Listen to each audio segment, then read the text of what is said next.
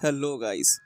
आज मैं जिसकी कहानी सुनाने जा रहा हूँ उसे आज तक का सबसे खतरनाक और डरावना केस भी माना जाता है और इस केस के ऊपर एक फिल्म भी बन चुकी है जिसका नाम है the exorcism of Emily Rose और ये फिल्म 2005 में रिलीज़ हुई थी। तो इस कहानी के बारे में सुनने के लिए हमारे साथ जुड़े रहें और अगर वीडियो अच्छी लगे तो वीडियो को लाइक ज़रूर करें। ये कहानी है एनालीज मिशेल नाम की एक लड़की की जिसका जन्म 1952 जर्मनी में एक बहुत ही धार्मिक परिवार में हुआ था।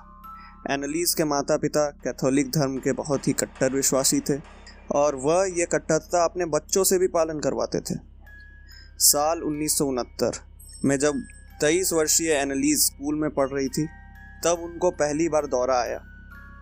अचानक से वह बिल्कुल ही स्थिर हो गई, अजीब चीज़ें करने लगी। कभी टेबल के ऊपर बैठ रही है, कभी नीचे बैठ रही है। उन्हें खुद नहीं समझ आ रहा था कि वह क्या कर रही है। उनके आसपास वाले सभी बहुत ही घबरा गए, लेकिन कुछ समय बाद ही उनका दौरा खत्म हो गया और वह बिल्कुल ही नॉर्मल हो गई, जैसे कुछ हुआ ही ना हो। फिर अगले 1 साल तक उनको कोई दौरा नहीं आया, लेकिन 1 साल बाद उन्हें दोबारा वैसा ही दौरा आता है जब वो रात में अपने कमरे में सो रही थी। इस कारण उनके माता पिता घबरा जाते हैं और तब वह पहली बार डॉक्टर के पास ले जाते हैं। एनालीज के माता पिता उसे एक न्यूरोलॉजिस्ट के पास दिखाते हैं और वहाँ उन्हें पता चलता है कि उसे टेम्पोरल लोब एपिलेप्सी नाम की एक बीमारी है। इस बीमारी में ऑडिटरी और विजुअल हेलुसिनेशंस होते हैं, जिसका मतलब है उसे अजीब अजीब चीज़ें दिखाई देती है और अजीब अजीब चीज़ें सुनाई भी देती है जो कि असल ज़िंदगी में नहीं है। इसमें याददाश्त भी बहुत कमज़ोर हो जाती है और मानसिक संतुलन पर भी बहुत ज़्यादा असर होता है। इस बीमारी के पता चलने के बाद उसे दवाई दी जाती है, लेकिन उन दवाइयों का उस पर कोई असर नहीं होता। उनकी हालत ठीक होने के बजाय और भी ज़्यादा गंभीर हो जाती है। इस चीज़ को देखने के बाद उनके माता पिता और भी ज़्यादा घबरा जाते हैं और उसकी दिमागी हालत को देखकर उसे साइकेट्रिस्ट के पास ले जाने के बारे में सोचते हैं। लेकिन वहाँ भी उन्हें अलग अलग तरह की दवाई दी जाती है, लेकिन उसका कोई असर नहीं होता उस पर। उसकी हालत दिन पर दिन खराब होती जाती है। उनके दौरे बढ़ते जाते हैं और लगातार आते रहते हैं। एनालीज को दूसरे लोगों के चेहरों में शैतान के चेहरे दिखाई देते थे और इस वजह से वह सर झुकाकर बात करती थी ताकि उन्हें लोगों के चेहरे दिखाई ना दें।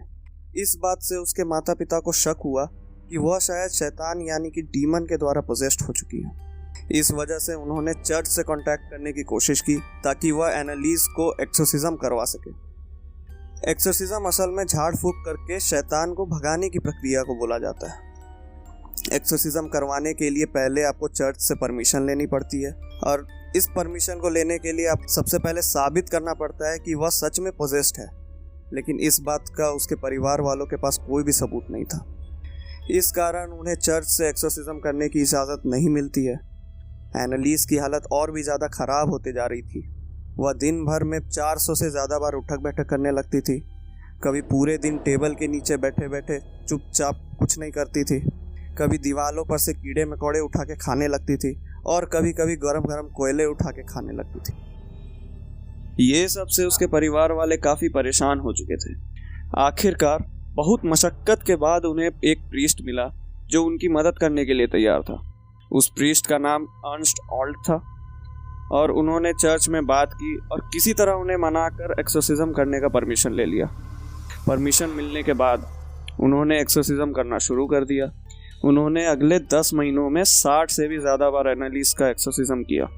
वैसे तो इन एक्सोर्सिज्म्स का कुछ ज़्यादा असर नहीं हुआ, पर इस दौरान उन्हें यह मालूम चला कि एनालीज के अंदर 1 या 2 नहीं बल्कि 6 अलग अलग शैतानों का वास है।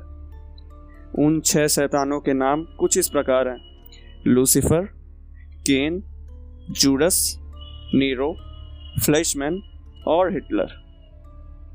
जब एनालीज का एक्सोर्सिज्म हो रहा था उस दौरान इन सारे शैतानों की आवाज़ भी रिकॉर्ड की गई थी। उन आवाज़ों को फिल्म में भी बड़े अच्छे तरीके से दिखाया गया है।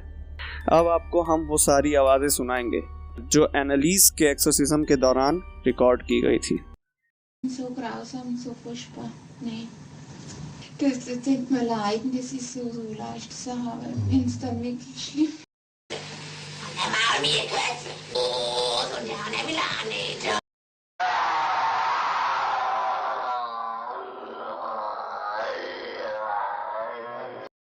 dort, wo die Liebe ist. Ja, bei uns gibt's Nur Hass.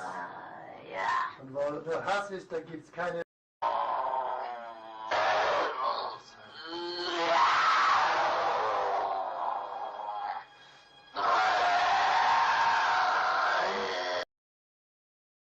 तो जैसा कि आपने सुना किस तरह इन शैतानों की आवाजें एनालिस के अंदर से आ रही थी।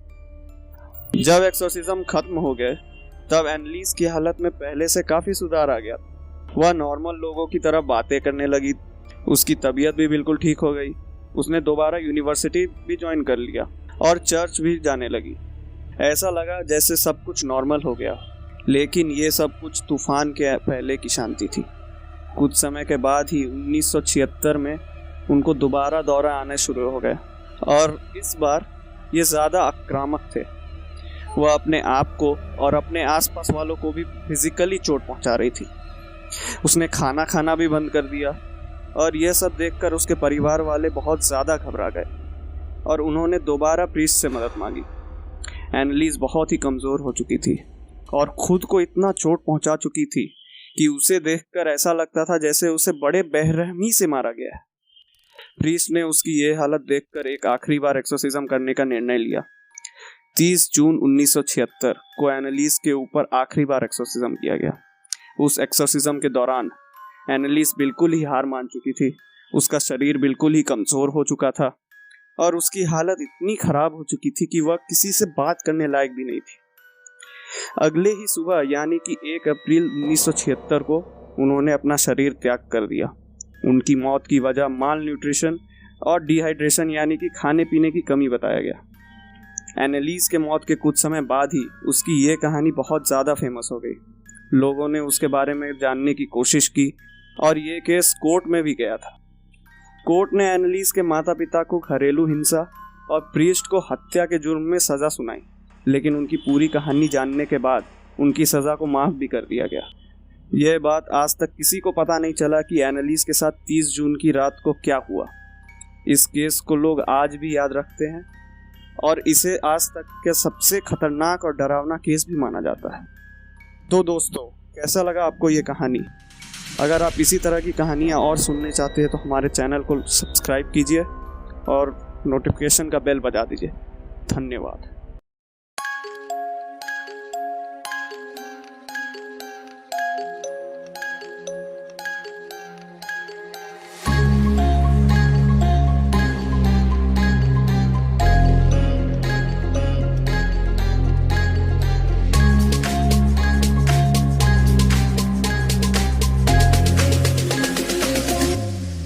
Ugong wa go chi pia